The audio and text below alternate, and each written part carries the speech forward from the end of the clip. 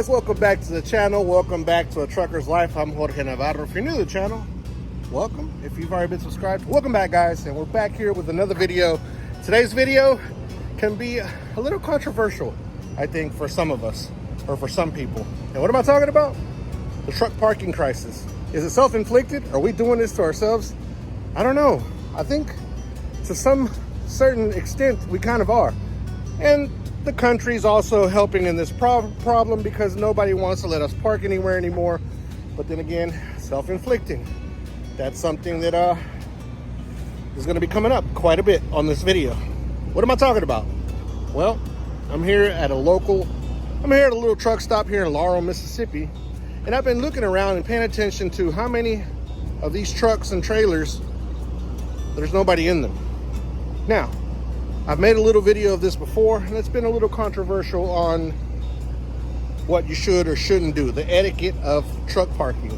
Now, I'm going to tell you right off bat that this was something that I'm at fault with. I was, because what I used to do, there's a Love's close to my house, and I used to park my truck there for the 2 or 3 days that I was off, and then go back to work. I used it as my personal parking in a way, but I've then since quit doing that because of that video I made, and I realized that I was making a real disservice to all the drivers that are out there on the road.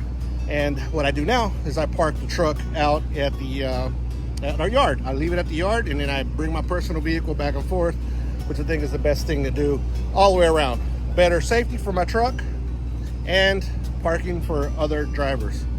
Now, let's look around and see how many of these trucks are actually here like they should be overnight, get their 10-hour break, get something to eat, get back on the road, and how many of them are just here as their personal parking, and how many of them could actually be parking at their yards. Maybe a couple of those in particular. I'll show you what I'm talking about.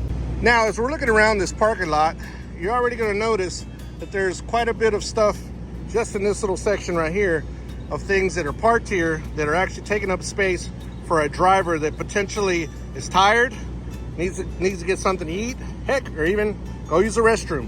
They can't park out of the way. They have to park at the fuel island because, well, right now there's parking, but at night there's a bunch of this stuff here that shouldn't be here.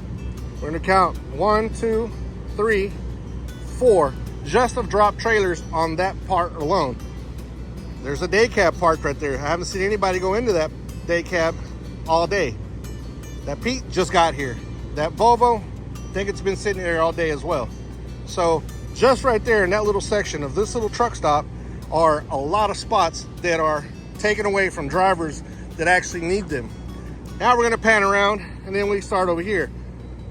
That truck right there, the driver actually lives here because I saw him come in his personal vehicle to start his truck and get ready to leave, using it as local parking. There's a drop dry van next to that. That Legend, those two trucks, I haven't seen anybody come up to them. They're actually turned off. It's almost 100 degrees out here. Of course, old hot chocolate, can't miss her right there. More drop trailers. Those trucks right there also has just been kind of sitting there. And then we have a couple of them that are on over here. And then we have a Schneider truck right there. So that section right here alone has got a lot of trucks that actually shouldn't be here, or should they be here? See, that's the whole thing. If you don't have anywhere to park at all and your company's nowhere near this area, well, then you kind of have to do stuff like this. And that was a mistake that I was making, is I was doing stuff like this and my yard is only an hour and a half away from my house. So I changed that. Some of these guys have no choice. And like I said, that can be the controversial part about this whole parking situation, that is self-inflicting. Kind of, you're kind of forced to it if you're an owner-operator, but sometimes, I mean, if you're a company driver, and then sometimes you just don't have a place to park. That is one of the biggest deals in all of this. So we're gonna pan over to this other section over here. Just talked to the guy of that truck right there. He's actually here to trade it, and he kind of rebuilt it, got it out of the field, and got it back on the road. Amazing guy. I talked to him for a little while. Didn't look like he'd want to be on camera, but just an amazing person. And he actually said that truck would never actually, if he would have kept it, it would have never done anything. It would have never been a real working truck because he's a race car driver, and that would have been his race car hauler. All right, so let's continue on, and we'll go here. So I know what he's here for. I talked to him. That guy right there lives here as well. Then the other two trucks, they've just been sitting there. The Volvo now has got his lights on, so that's a driver that's here. That QC driver, I saw him show up. And then there's the biggest issue right here. So there's a log truck. Log trucks, normally they're local. Why don't they have a yard to leave that truck right there? Why is it taking up space? That truck was here ever since last night. And there lies another problem, that sometimes we get lazy, or sometimes just to save 5 to 10 minutes, we end up doing stuff like that. And we put other drivers that come out here in the middle of the night, can't find a place to park, could potentially go down the road, and something bad could happen to them or the people around them just because they couldn't find a parking spot because it's being used for, sorry about that, it's being used for like personal stuff like that right there. All right, so here we have a buttload of drop trailers. Again, this truck right here, I don't know, seems like it's been sitting here all night. It's actually being used as personal parking as well. But the ones that really boil my blood, sorry that it has to be that way, but it's these guys over here. So these guys right here, it's a multi-million-dollar company. But instead of paying for a place to park them, a little drop yard that they can buy, or they can rent or lease, what do? They go the cheap way and park at truck stops. I know you've seen these trucks like this, these companies like this, Nielsen, Asplund, if I'm saying that right.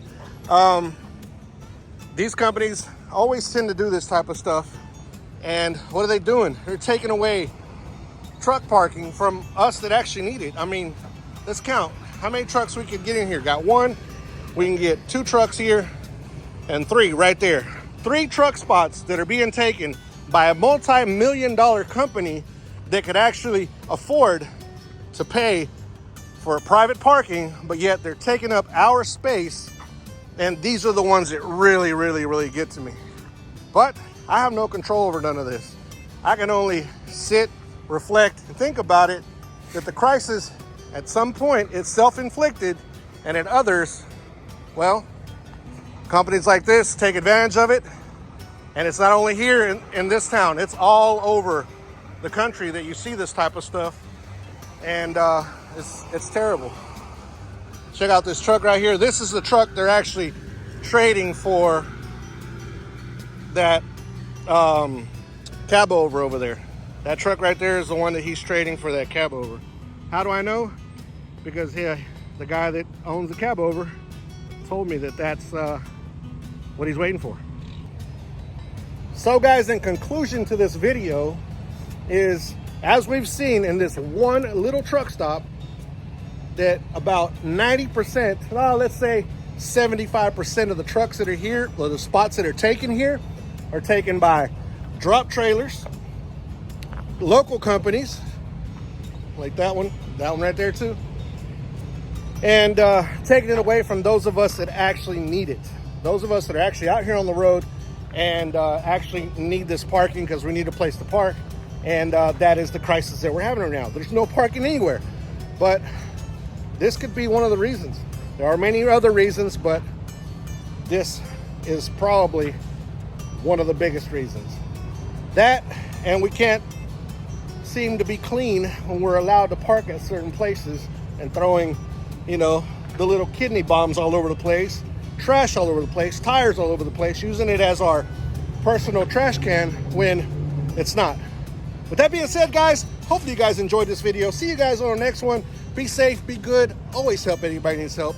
See you guys on the next one. And I got sweat going in my eyes and I'm in pain. Peace. We're out of here.